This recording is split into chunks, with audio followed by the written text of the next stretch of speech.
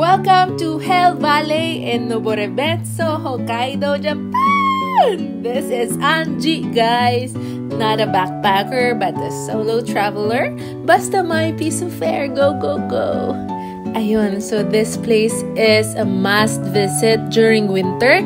Sobrang ganda, guys. Promise, promise. Pero dapat i-book nyo siya through Klook or trip.com kasi mahirap siyang puntahan pag i-commute. For me kasi malayo siya. And dapat i-book nyo in advance kasi kagaya ko naubusan ako sa Klook. So naghanap ako sa other website and gladly nakabook ako through trip.com 2 days before ng flight ko. So sobrang ganda, guys. In person, promise. Maganda siya pag winter kasi iba yung atake, iba yung drama pag winter kayo pumunta at pag malamig.